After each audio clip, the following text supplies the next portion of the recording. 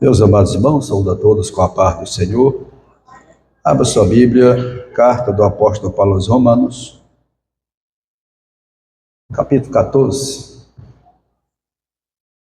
Diz assim: Ora, quanto ao que está enfermo na fé, recebeu-o, não em contendas sobre dúvidas, porque um crê que de tudo se pode comer, e outro que é fraco, come legumes.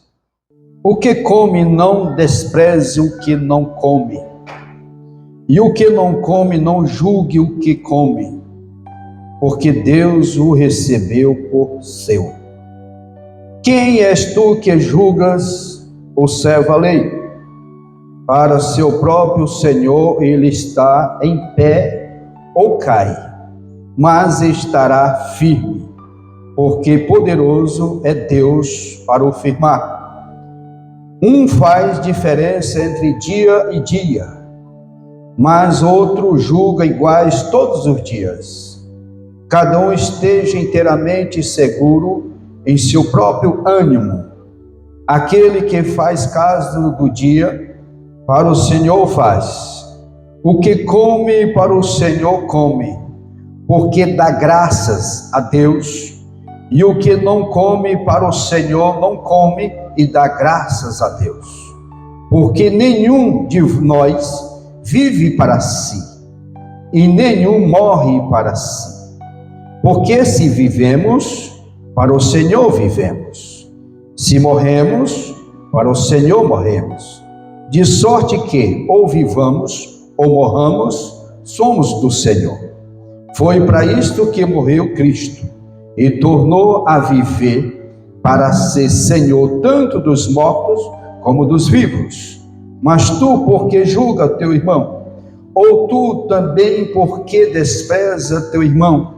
Pois todos havemos de comparecer antes o tribunal de Cristo.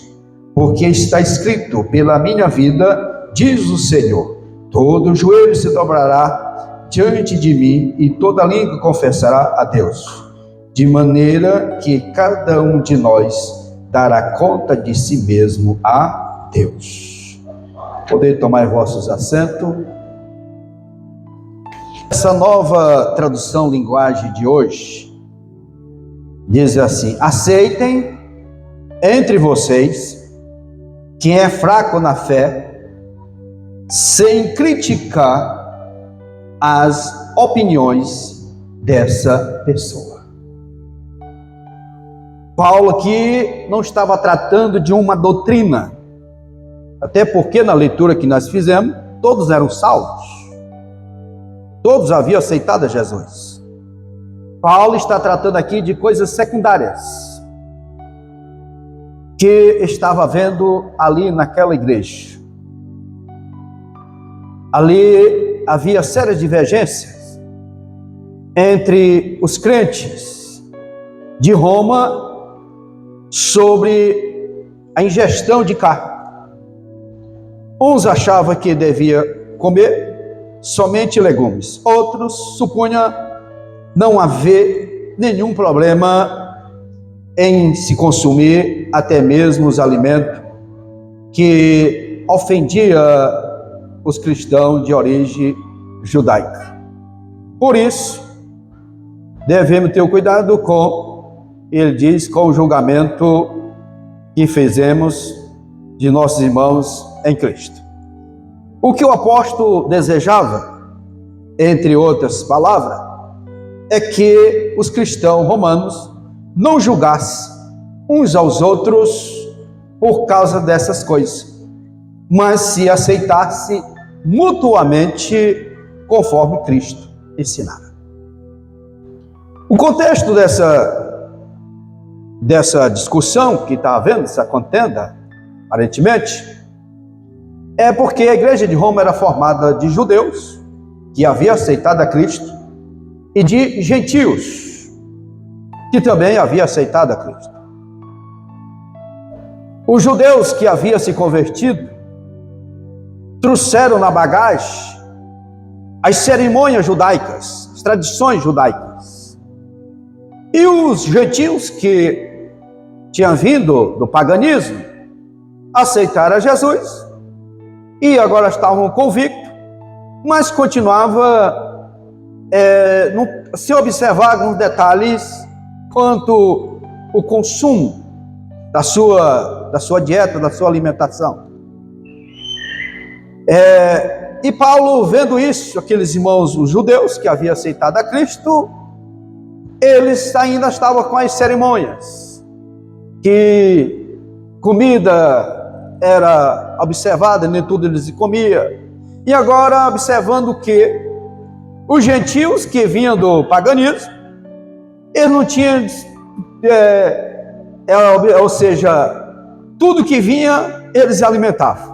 Não importava, eles não queriam saber se era comida sacrificada a ídolo ou não, eles estavam consumindo de tudo. E os judeus passaram a observar esse detalhe. E Paulo, vendo isso, ele queria resolver essa situação para que não houvesse nenhum problema entre os irmãos, que eles se aceitassem com as suas culturas diferentes e vivesse em paz. Paulo teve isso também, essa dificuldade com a igreja de Corinto, porque a igreja de Corinto, ele enfrentou isso. Nós olhamos para o capítulo 8 e o capítulo 10, ele estava enfrentando essa situação. Por que que acontecia? Os deuses, as comidas eram ofertadas aos deuses pagãos, sacrificavam os animais, ali eles banqueteavam, e o que sobrava ia para os mercados para ser comercializado. E as pessoas chegavam lá no mercado, compravam aquela carne. E por ele comprar, eles observaram que eles estavam ingerindo, comendo essa comida que era sacrificada a ele. Mas não estava alterando a fé deles, não movia a fé deles. Eles continuavam convictos na sua salvação. Aqui não era que estava perdendo a salvação, não, estava convicto. Mas estava trazendo escândalo para os demais que faziam essas observações.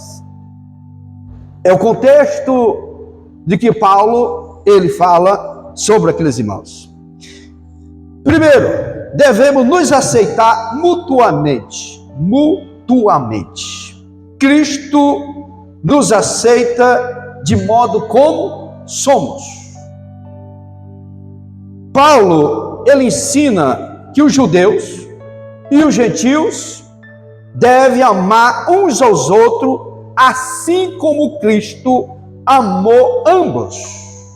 O amor do Senhor foi para com todos. Vamos ver o que diz no capítulo 15 de Romanos, versículo 7. Portanto, recebei-vos uns aos outros, como Cristo nos recebeu para a glória de Deus. O Senhor nos recebeu, e nós não éramos perfeitos como não somos, Ele nos aceitou. E Paulo diz, se Cristo nos aceitou, por que agora vocês estão fazendo acepção? Isso significa que na comunidade dos santos não há lugar para pré-julgamentos. Quando diz, quem és tu que julga o servo a lei? Ou seja, cada um de nós tem dono. E quem é o dono? O Senhor Jesus Cristo. Ele que nos comprou. Temos dono. Se você passar em qualquer lugar, se você tem dono, tem. Quem é? O Senhor Jesus. Todos somos iguais perante Cristo. E somente Ele, por meio da sua graça redentora, pode firmar os fracos. Fé, ela não é todo mundo no mesmo nível. Se fosse, seria bom demais. Eu falei isso aqui dias atrás. Não precisava de ensino, não precisava de nada. Todo mundo na fé equilibrada. Mas tem pessoa que não tem a fé. E nós vamos ver o que é esse fraco, o que é esse forte na fé no decorrer desse ensino. Por quê? Primeiro, Cristo nos aceitou de modo como somos. Segundo, somos imperfeitos. Se desejamos realmente crescer e alcançar a perfeição exigida pela palavra de Deus, devemos acrescentar diariamente à nossa fé, ou seja, somar a nossa fé, a virtude, e a virtude, o conhecimento. Está lá em 2 Pedro, capítulo 1, versículo 5. Se queremos, nesse caminho do aperfeiçoamento, como diz lá em Provérbios 4,18, que a vereda do justo é como a luz da aurora, que vai brilhando mais e mais até se tornar dia perfeito, assim é o nosso crescimento. Precisamos acrescentar à nossa fé a virtude e o conhecimento. Ora, se ainda não chegamos à estatura de varões perfeitos, como poderemos julgar nossos irmãos por causa de coisas insignificantes, como acontecia entre aqueles crentes romanos? Eu vi o irmão lá na casa lotérica, deve estar fazendo uma fezinha lá, né? O irmão não pode pagar uma conta de luz na casa lotérica, que já está dizendo que ele já está fazendo uma fezinha, né?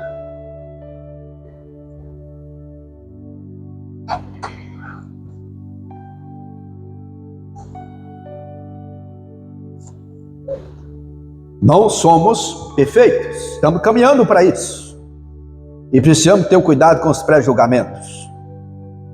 Somos membros de uma mesma família.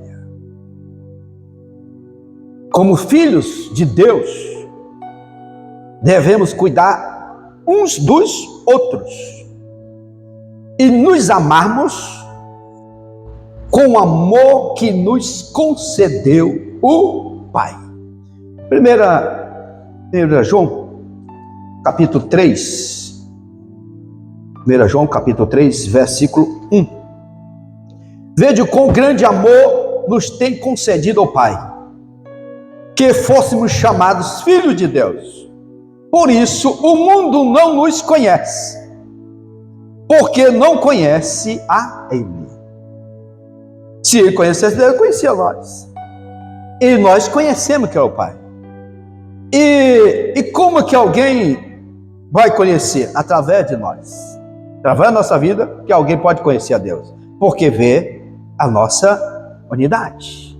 Vê a maneira como tratamos, como valorizamos uns aos outros.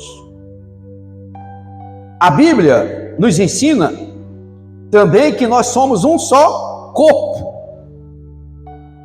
Corpo de quem? O corpo de Cristo. Segundo a 1 Coríntios, capítulo 12, versículo 27. 1 Coríntios 12, 27. Ora, vós sois o corpo de Cristo e seus membros em particular, que está sendo edificado. Este corpo está sendo edificado. Vamos ver Efésios, carta aos Efésios, capítulo 4, versículo 12. Efésios 4,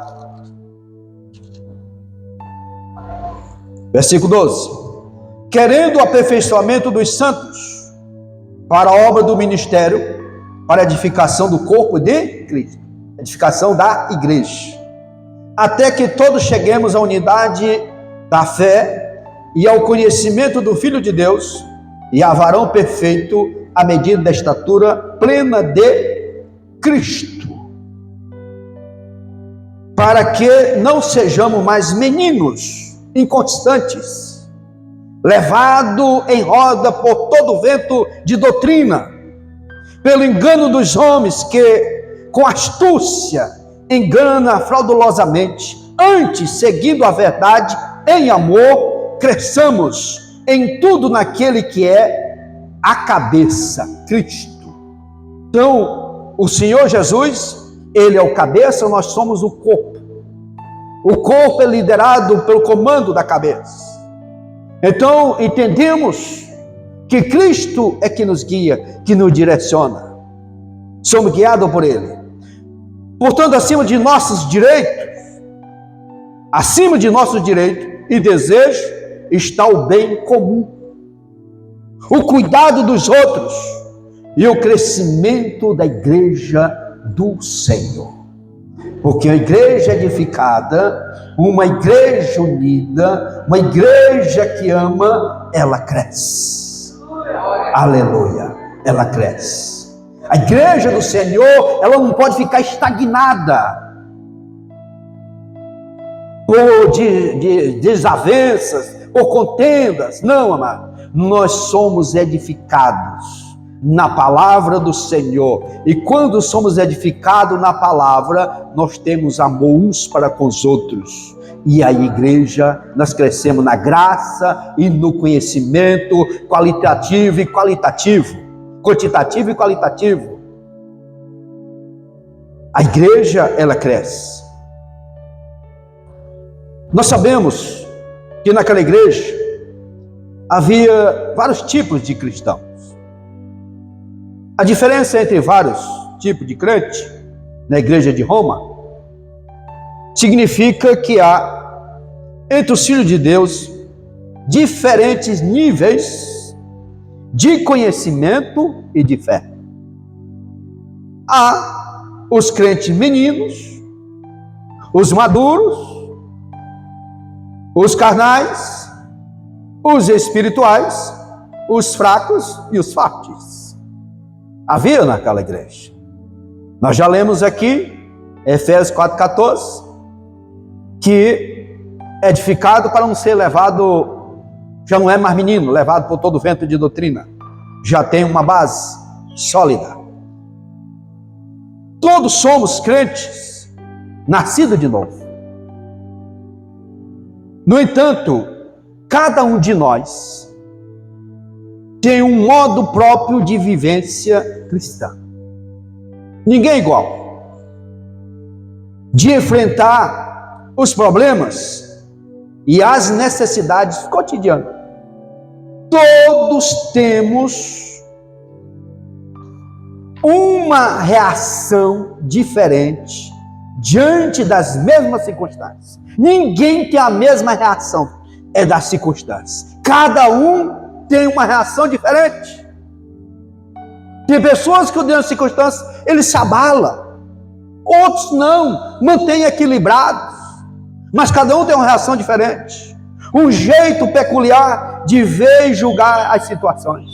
Cada um de nós. Mas que realmente eram os cristãos fortes. A igreja de Roma enfrentava problemas, como eu falei, semelhante aos de Corinto e Colossos. E até também a Galácia. O conflito entre os cristãos fracos e fortes.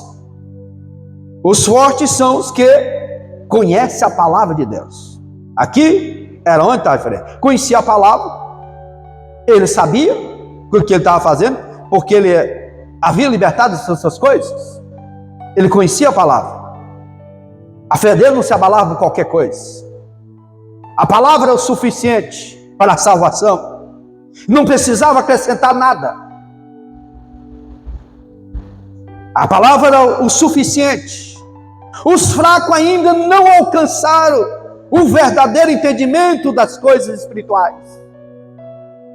Não tinham se libertado ainda. Queria acrescentar alguma coisa. Queria acrescentar a guarda de dia, as cerimônias, a salvação. Porque Paulo, ele dá uma lição muito interessante sobre isso. Quando Paulo estava andando na sua viagem missionária, segunda viagem, quando ele chegou com Timóteo para entrar numa sinagoga que era dos judeus, ele circuncidou Timóteo, para não causar escândalo, entrar na sinagoga. Mas quando chegou a vez de Tito não. Por quê? Porque eles queriam acrescentar a circuncisão à salvação. E não era necessário acrescentar nada. O sacrifício de Cristo é o suficiente para a nossa salvação. Não precisa acrescentar algo, coisinha, pequenas coisas, a nossa salvação. Não, amados. O que nós precisamos é cumprir a palavra do Senhor nas nossas vidas. Conhecimento da palavra de Deus. A palavra, ela traz libertação. A Bíblia diz: conhecereis a verdade e a verdade vos libertará. Aí tem coisa, pessoa presa em detalhes, em pequenas coisas, em rudimentos. Não, porque era assim. Eu não posso passar, eu aceitei Jesus, eu não posso, no meu seu dia, eu tenho que pisar com o pé direito no chão. Eu não posso pisar com o pé esquerdo. Eu não posso passar debaixo de alguma coisa. Amado, superstição não acompanha crente. Nós somos livres, nós somos libertos. Nenhuma condenação há para quem está em Cristo Jesus, que não anda segundo a carne, mas segundo o Espírito do Senhor. Aleluia. Mas fica caçando pecado, inventando pecado. Isso aqui é pecado, esse aqui é pecado. Amado, a Bíblia tem muitos pecados que nós precisamos viver a palavra do Senhor e dizer a Deus. Não acrescente mais não, amado. Já falei isso aqui inúmeras vezes sobre isso. Quando o homem aceita Cristo, sente imediatamente a necessidade de crescer no conhecimento da fé e que abraçou e de que desenvolveu-se na salvação conforme a ordem da palavra de Deus. Vamos ver o que diz Filipenses capítulo 2, Filipenses 2 e 12.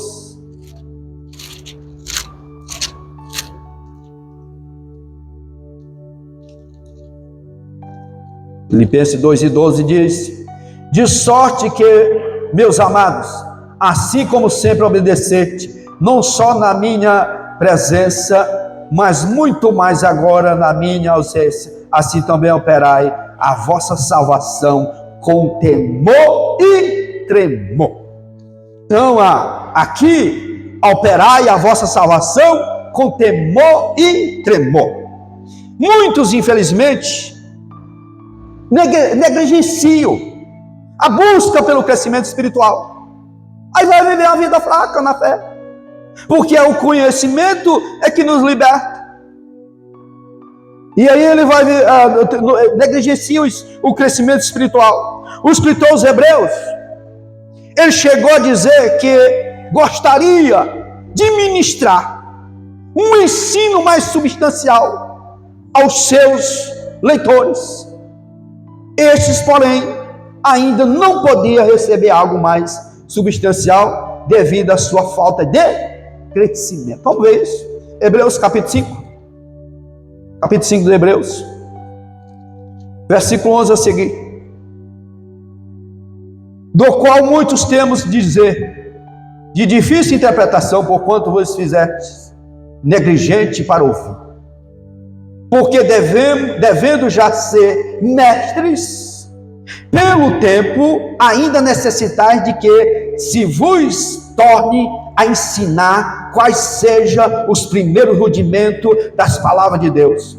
E vos lá haveis feito tais que necessitais de leite e não de sólido mantimento. Porque qualquer que ainda se alimenta de leite não está experimentado nas palavras da justiça, porque é menino. Mas o mantimento sólido é para os perfeitos, os quais, em razão do costume, têm os sentidos exercitados para discernir tanto o bem como o mal. Aí ele tem uma vida de crescimento, mas lá não, estava ainda raquítico, sem crescimento, porque não buscaram, negligenciaram. E nós precisamos crescer. Esse era considerado forte. Agora, os cristãos fracos, em geral, por falta de conhecimento, como eu falei, os cristãos fracos suscitam uma infinidade de barreiras que acabam por corromper o seu crescimento espiritual. Se assim Jesus mesmo me libertou, se assim mesmo ele apagou meus pecados, se assim eu estou livre mesmo, Ah, mas eu fiz isso lá no passado. Se assim mesmo, meu nome está escrito no livro da vida. Será que isso aqui não é pecado não? Isso aqui amado do céu. Não perca tempo, o Senhor perdoa seus pecados. No momento que você aceitou a Jesus, seus pecados foram purificados e foram lançados nas profundezas. Assim como diz Miqueias 7,19. E ele escreveu seu nome no livro da vida. Não fique procurando desculpa para negligenciar o crescimento espiritual.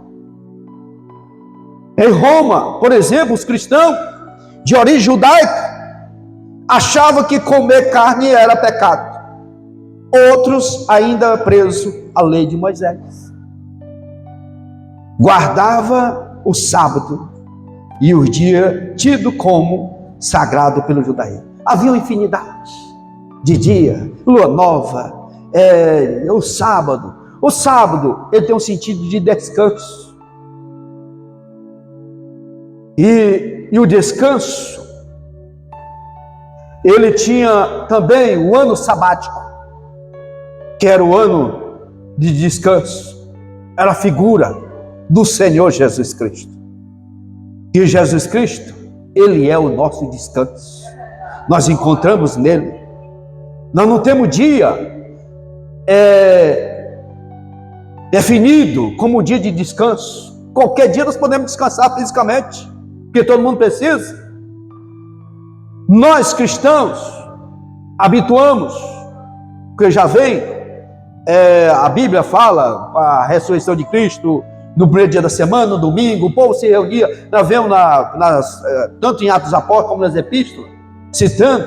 Nós temos uma cultura do domingo, nós servimos ao Senhor. E será se todos nós tiramos o domingo para Jesus? Não, parece um negóciozinho ali, para você não trabalhar hoje, no domingo, amanhã vai apertar demais. Aí negocia o domingo do Senhor. Se fosse cortar por dia, nós estávamos enrolados, não estava? Mas eles tinham isso para acrescentar salvação. Nós não precisamos. Por quê? A Bíblia está escrito lá em Gálatas 5:1. Estás, pois, firme na liberdade com que Cristo nos libertou, e não torneis a colocar-vos debaixo do jugo da servidão. Então, nós somos livres quando nós aceitamos a Jesus. Agora, existe um perigo para os fortes e para os fracos.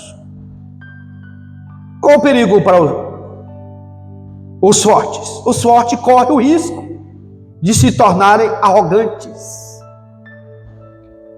desprezando aos que têm menos conhecimento. Isso aqui é um perigo. O orgulho do conhecimento.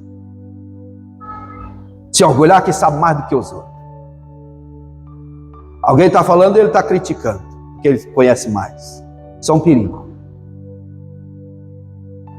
Pastor, e qual que é a solução? É que eles se portem com humildade e amor.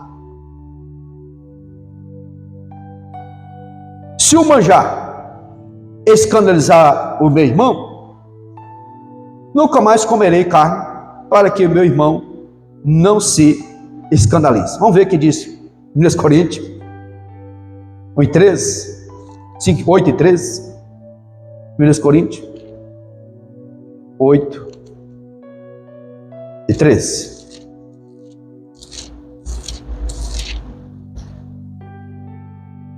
Pelo que, se o manjar escandalizar a meu irmão, nunca mais comerei carne, para que o meu irmão não se escandalize. Eu li ali, sabia o versículo, mas alguém disse: está na Bíblia? Está na Bíblia.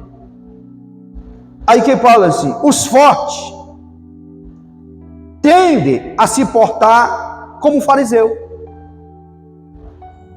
que soberbamente agradecia a Deus, ou não sei como os demais. Isso aqui é um perigo. Vamos ver o que ele dizia lá em Lucas 18.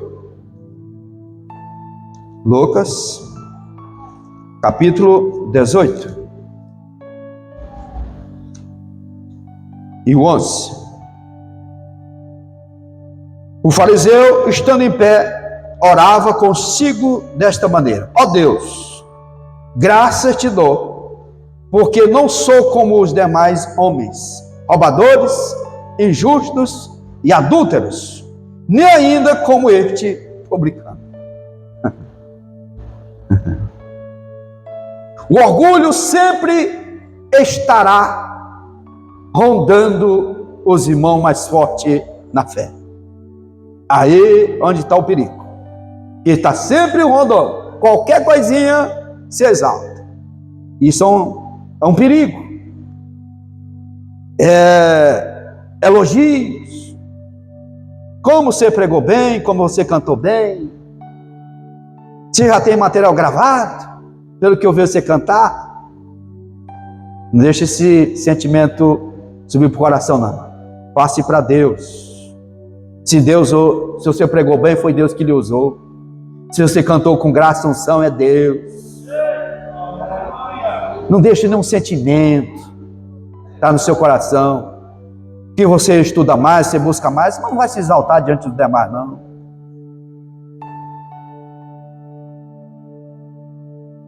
Eis porque estes devem revestir-se de humildade. Não vai deixar, a humildade não vai deixar você se exaltar. Não vai deixar você se engrandecer. Julgar os demais é pecado em que pode incorrer o irmão mais fraco. Como ele, que não come carne, acha-se no direito de julgar os que o faz.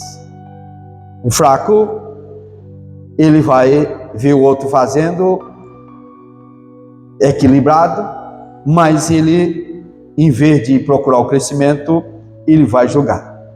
Condena a postura de seus irmãos na fé por causa de questões secundárias e que nenhuma importância tem para a fé cristã. Coisas que não vai acrescentar a nossa fé. Não vai servir para nada. Era a discussão daquela igreja. Mas o que devemos fazer, amados? Vivendo a verdadeira liberdade em Cristo. Aí sim. Se por um lado, os cristãos não mais estão presos às ordenanças, às cerimônias da lei de Moisés, isto não significa que possamos levar uma vida libertina, isenta de limites. Pelo contrário, os filhos de Deus são exortados a ser santos em toda a vossa maneira de viver. Sejamos santos, porque aquele que nos chamou é santo. Infelizmente, muitos cristãos têm a propensão de carregar consigo certas coisas do passado.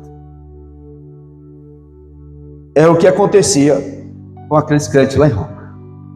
Amado, passado, aquilo que lhe subjugava, que pode ainda é potencial você chamar a atenção, esqueça, fuja, peça a libertação, porque tem regeneração que ela é instantânea. Tem pessoas que é regeneraram instantaneamente. Ele aceitou Jesus, a gente olha para ele assim: mas quanto tempo tu tem de crente? Não, tem um ano. Mas tu parece que já tem 5 anos, 10 anos de crente, né? Tem pessoas assim. Você olha para ele e diz: rapaz, tu é velho. Não, eu sou novo na fé. Mas ele tem um amadurecimento muito rápido. Mas tem outros não, que a regeneração dele é gradativa. Ele tem dificuldade de se libertar de alguns vícios. E ele precisa se libertar. Agora, ninguém se liberta sem congregar. Quer ver a pessoa, não, enquanto eu não largar isso aqui, não vou para a igreja. Você não vai conseguir. A libertação é através do seu congregar. A palavra de Deus, ela vai trabalhando na sua vida e você vai mudando. A Bíblia tem um poder de transformar. Quando ela encontra guarida no seu coração, você dá liberdade para a palavra do Senhor, ela vai transformar. O evangelho é transformador, mas ele precisa congregar.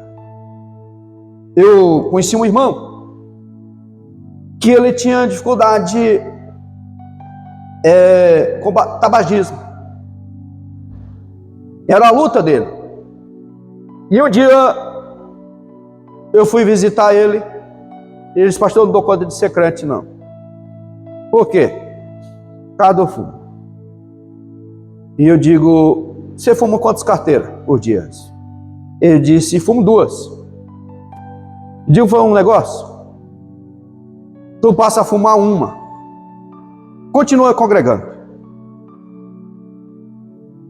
Fuma 1, amanhã tu vai diminuindo. Daqui a dia tu não está fumando nenhum. Mas eu quero te ver na igreja. Eu quero te ver congregando. Com 30 dias, ele me perguntou, pastor, me dê a minha comunhão. Que naquela palavra que o Senhor falou, que para mim continuar fumando e congregando, naquele dia eu me libertei do tabagismo. Precisamos ter tolerância, mais com os fracos na fé. Nós não podemos matar. Isso aqui não tem jeito. Tem, amado. É o cuidado, é o zelo, é a palavra. Se você pegar, em vez de você ajudar, você expande, você vai matar com palavras. Precisamos ter cuidado com o julgamento, amado. A ver com a aparência da pessoa. Um novo convertido, ele não está ainda no nosso padrão. Não é nós que vamos impor ele se tornar nosso padrão, não. É a palavra de Deus e o Espírito Santo que vai trabalhando na vida dele e ele vai sendo transformado pelo poder da palavra. Aleluia. A palavra, ela tem o poder. Para os judeus, algum tipo de carne era terrivelmente proibidos, levando-se em conta que em Roma oferecia também carne aos ídolos. Os cristãos de origem judaica não somente evitavam, como também criticavam os crentes gentios por usarem em sua dieta. Havia também alguns crentes de origem gentil que abstinham da carne, já que corria o risco de comer algo sacrificado aos ídolos. Agora aqui nós precisamos ter cuidado. Vamos lá para 1 Coríntios, capítulo 10. Precisamos esclarecer isso aqui. 1 Coríntios, capítulo 10. A partir do versículo 23. Diz assim: todas as coisas me são, mas nem todas as coisas convêm. Todas as coisas me são lícitas, mas nem todas as coisas edificam. Aí, versículo 25, diz assim: comei de tudo quanto se vende no açougue, sem perguntar nada, por causa da consciência. Você já imaginou você chegar no supermercado para fazer uma compra?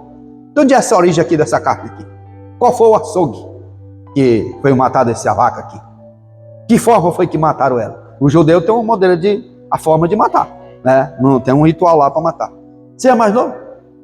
E quanto tempo não tinha isso? Ninguém vai beber Coca-Cola não, que é coisa do inimigo, né? Deixa eu ver, muito não via isso? Eu não ouvi uma calça jeans não, que é da nova era. Tinha gente que prendia nessas coisas. Aonde que minha fé vai se abalar com uma coisa dessa, mano? Mas tem pessoa que abala a fé dele. O Coca-Cola não bebe porque ela não é prejudica a saúde, né? E falar nisso, tem 15 anos que não bebe. Você mais nem lembra, mais nem do sabor. Mas não é essas coisas. Agora, versículo 26. Porque a terra é do Senhor e toda a sua plenitude. Se alguém dos infiéis vos convidar e quiser ir, comer de tudo o que se puser diante de vós, sem nada perguntar, por causa da consciência. Ou seja, um ímpio lhe convida para você almoçar na casa dele. E chega lá, ele prepara aquela galinha a molho pardo. Coloca aquele banquete. Você vai perguntar? Não, você vai comer. Coma sua carne e deixa o caldo. Agora, se perguntar, vamos ver o que diz agora o outro versículo. 28. Mas se alguém vos disser, isto foi sacrificado a ídolos, não comais, por causa daquele que vos advertiu e por causa da consciência, porque a terra do Senhor e toda a sua plenitude. Agora, se alguém procurasse, tu come isso? Aí não, não como. Vou comer um arrozinho aqui com feijão aqui, um ovo frito, mas isso aqui eu não vou comer. Por quê? Alguém advertiu. Não vá fazer vergonha na casa dos outros, isso aqui eu não como não. Só se eu lhe perguntar. Agora, se perguntar, aí a consciência, tu não come não. Consciência vai advertir. E também você não vai trazer escândalo para aquela pessoa. Agora, se não perguntar, Paulo está dizendo, a palavra do Senhor está dizendo que podemos comer. Digo, porém, a consciência não atua, mas do outro, porque há de a minha liberdade ser julgada pela consciência do outro. Que ele disse, rapaz, ele é crente, eu falei para ele, ele comeu assim mesmo, e vai ficar, ele escandalizado com você. Então, é por causa da consciência. Era isso que estava acontecendo lá na igreja de Paulo aos Romanos, igreja de Roma.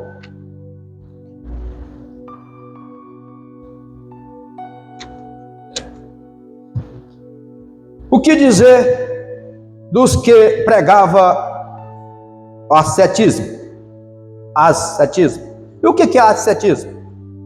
Ascetismo é uma doutrina filosófica que ela defende a abstenção dos prazeres físicos e psicológicos, acrescentando, ou seja, acreditando ser um caminho para alcançar ou para atingir a perfeição e o equilíbrio moral e espiritual. Ou seja, a prática da abstinência, ou a penitência física, como flagelação, dieta rigorosa, tudo isso não ia acrescentar. Isso aqui não é para nós. Nós não precisamos nada disso. O ascetismo, ele é dessas religiões aí orientais, que pratica isso aí. Nós não precisamos. Mas aqui, eles não somente ensinavam, que não podia comer carne, como também punha contra até na vida conjugal. Nós vimos isso lá em 1 Timóteo, capítulo 4, versículo 1 a 8, sobre isso. Paulo denominou de doutrina de demônios. O ensino bíblico quanto isso é bastante claro. Paulo afirma que todas as coisas que Deus criou são boas. 1 Timóteo 4 e 4. Todas as coisas que Deus criou são boas. E que nada em si é imundo. O próprio Cristo asseverou: nada há fora do homem que entra nele possa contaminar. Mas o que contaminou? O que nós falamos. Pedro teve que ter uma revelação dessa quando ele ia para a casa de Cornélio para se libertar. Então, o que nos contamina é o que nós falamos, não é o que nós ingerimos. Claro que nós na carta ou na resolução da convenção lá da igreja primitiva, como a gente sempre está citando esse versículo, porque sempre tem novos convertidos e a gente precisa ter esse cuidado. Atos dos Apóstolos, capítulo 15, versículo 20 e 29 diz assim: mas escrever-lhes que abstenha das contaminações dos ídolos, a ser da prostituição e do que é sufocado e do sangue. São 4 advertências. Ele repete aqui no versículo 9: que abstenhai das coisas sacrificadas a ídolos, e do sangue, e da carne sufocada, e da fornicação. Então essas 4 coisas que era proibido aos gentios que estavam aceitando a Cristo diretamente, sem passar pelo judaísmo. Então eles chegaram à conclusão e mandaram aquela resolução para toda ali as províncias que havia sido alcançada pelo cristianismo, para eles manter isento dessas coisas. Agora, nós, conhecedores da verdade, é claro que nós não vamos procurar ir num lugar que sabemos que lá está sendo sacrificado algo aí. Igual a pessoa diz assim: olha, eu tenho um amigo meu, ele me convidou para uma reza lá na casa dele. Ele é seu amigo. Você é obrigado a ir? Não. Qual outro dia?